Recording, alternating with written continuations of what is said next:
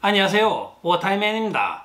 12월 15일 미국 소식을 전해 드리겠습니다. 오늘의 첫 번째 소식입니다. 도널드 트럼프 대통령이 4,000명의 바이든이 임명한 연방 공무원들을 합법적으로 해고할 수 있는 법적인 근거를 갖게 되었습니다. 2021년 바이든은 취임을 하자마자 전직 백악관 대변인 출신인 미군 해군 사관학교 방문위원회에 3년 임기를 가지고 취임하였던 스파이스를 해고하였던 것입니다. 스파이스는 임기가 남아있는 자신을 해고하였다고 하여 조 바이든 행정부를 상대로 소송을 제기하였으나 대법원까지 간 결과 참담한 패배를 하였던 것입니다. 전직 임명권자나 현직 임명권자가 임명한 공무원에 한해서는 임명권자가 항시 해고할 수 있다는 판결이 나왔기 때문입니다. 이 판결에 의하여 도널드 트럼프 대통령은 약 4,000명의 조 바이든이 임명한 연방 공무원들에게 아무런 법적인 거리낌이 없이 해고할 수 있는 권한을 갖게 된 것입니다. 결국은 한 사람을 내주고 4,000명을 얻은 도널드 트럼프 대통령의 해고 꿀팁이기도 합니다. 따라서 도널드 트럼프 대통령 입장에는 조 바이든이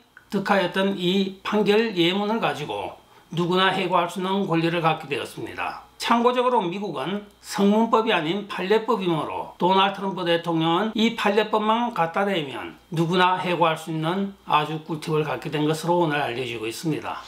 다음 소식입니다. 워싱턴 늪이라고 불리는 워싱턴 DC를 의회 관할 하에 두기 위한 움직임이 지금 활발히 다시 재개가 되고 있습니다. 이는 그간의 워싱턴 DC는 주도 아니면서 주인양하고 선거인단을 3명을 보유하고 모든 것을 자치권을 행사하여 왔습니다. 그러나 조지아 공화당 하원 의원인 앤드류 크라이드가 DC의 지방자치권을 무효할 수 있는 법안을 상정할 것으로 오늘 발표를 하고 있습니다. 그간의 수차례에 걸쳐 워싱턴 DC의 지방자치권을 무효하기 위한 시도를 하였으나 항상 민주당과 또는 이해관계에 얽힌 정치권으로 인하여 이것이 무산이 되었습니다. 또한 이들이 지방자치권을 행사함으로써 폐단이 많이 발생하였는데 그것은 미국의 지방자치법이 의회 승인을 다 거쳐야 하나 의회가 지방자치를 존중한다는 의미에서 아무런 인준을 해주지 않습니다. 따라서 1973년도 이후에 개정된 법에 따라서 30일 이내에 의회가 인준을 해주지 않으면 자동적으로 모든 지방의회법이 발효를 되게 돼 있었던 것입니다. 이에 의회의 컨트롤이 없는 상황에서 지방자치법이 마구 남발되어 지방행정 자체가 엉망이 되었던 것을 이번에 바로잡고자 하여 워싱턴 DC가 바로 도마 위에 오른 것으로 보여지고 있습니다.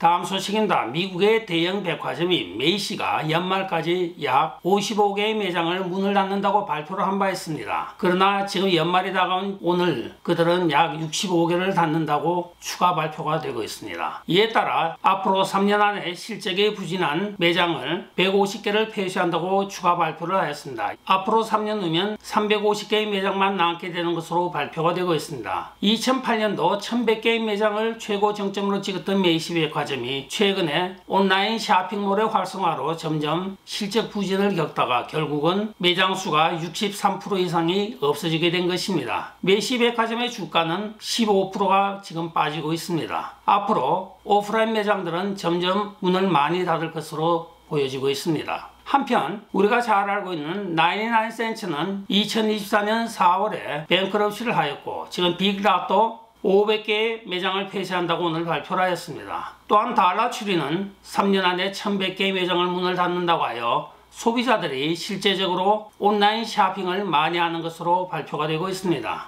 이에 따라 많은 오프라인 소매 체인점들이 줄줄이 도산하고 있는 것으로 발표가 되었습니다. 결국 미국의 실업률은 매일매일 악화되고 있는 것입니다. 한편 도널드 트럼프 대통령이 당선되자 667%의 고용 수치가 증가하고 있습니다. 10월 달에 12,000개를 예상하였으나 36,000개가 되었던 미국의 신규 고용이 11월 달에는 22만 7천으로 치솟아서 결국은 667%의 증가세를 보이고 있습니다. 점점 많아지는 실직자 안타까운 마음뿐입니다.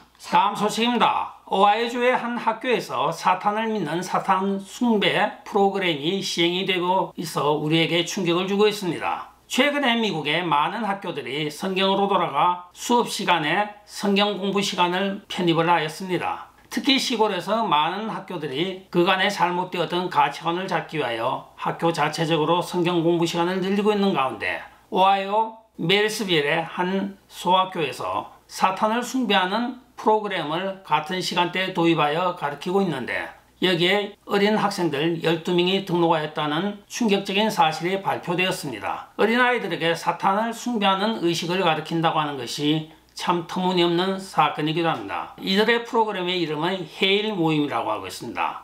헤일은 바로 Helios Academy of Independent Living이라고 하는 이니셜을 딴 것입니다. 다음 소식입니다. 질 바이든이 백악관에서 장난감 나누기 행사를 개최하였습니다. 여기에 수많은 어린아이들이 함께 참석하여 즐겁게 놀았는데 마지막으로 질 바이든이 교육학 박사로서 아이들에게 여러분 해피 할리데이라고 이야기를 하였습니다. 그러자 5살짜리 꼬맹이가 No! 그것은 해피 할리데이가 아니고 메리 크리스마스입니다. 아니면 해피 크리스마스라고 이야기를 해야 된다고 교육학 박사인 질 바이든에게 따끔하게 가르치고 있습니다. 박사면 뭐합니까? 이 행사의 주된 크리스마스라고 하는 그것을 빼놓자 꼬맹이들에게 지적을 당하였습니다. 여기저기 아이들이 그것은 메리 크리스마스나 해피 크리스마스가 맞지 메리 할리데이가 아닙니다고 꼬맹이들을 와하고 떠들자 질 바이든이 즉시 제가 틀렸습니다. 여러분이 맞아요 하고 질 바이든 여사가 메리 크리스마스입니다 하고 정정을 하였다고 합니다. 이는 미국의 최근에 일고 있는 깨시민 정신이라든가 아니면 종교다원주의에 의하여 크리스마스를 대부분 해피 할리데이, 메리 할리데이 이렇게 이야기를 하는 사람들이 많이 늘었습니다. 그러나 실제적으로 크리스마스라고는 예수의 탄생을 축하하는 시즌이기도 합니다. 깨시민 하면서 미국의 모든 가치관을 망가뜨리고 있는 여러분들 우리가 한 번은 생각을 하고 지킬 건 지켜야 될 것 같습니다. 다음 소식입니다. 도널드 트럼프 대통령과 부통령인 J.D. 벤스가 육군과 해군 간의 경기에 오늘 참석을 하였습니다. 그러나 이 경기에는 바로 데니엘 페니가 도널드 트럼프 대통령 무리에 같이 참석을 하였습니다. 뜬금없이 데니엘 페니가 왜 회자가 되고 있느냐 하면 그는 바로 뉴욕 지하철역에서 마약에 취하여 승객들을 괴롭히고 있던 흑인 노숙자를 목을 졸라 죽이게 하였다고 하여 미국 전역에서 흑인들의 BLM 버전 2 운동이 일어날 뻔했던 인사이기도 합니다. 그러나 그는 최근에 법원에서 무죄를 선고받았던 것입니다. 뉴욕시 배심원단들은 그에게 지하철에서 조던 릴리를 제압할 때 목을 졸랐기 때문에 죽었다고 하는 것에 대하여 무죄 판결을 하였습니다. 이에 따라 그는 무죄로 석방이 되었고 오늘 도널드 트럼프 대통령과 J.D. 벤스와 함께 육군과 해군의 경기에 참여한 것입니다. 그간의 미국에는 BLM 운동의 확산으로 백인들의 권리가 많이 위축이 되었습니다. 그러나 이 사건을 계기로 백인들의 위치가 어느 정도는 약간 회복된 것으로 보여지고 있습니다. 한편 흑인 지도자들은 이것은 잘못된 판결이라고 하며 항의를 하고 있으나 어쨌든 그에게 무죄 판결이 내려졌으므로 그는 무죄가 된 것입니다.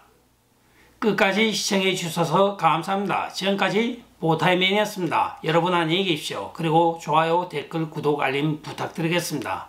바이.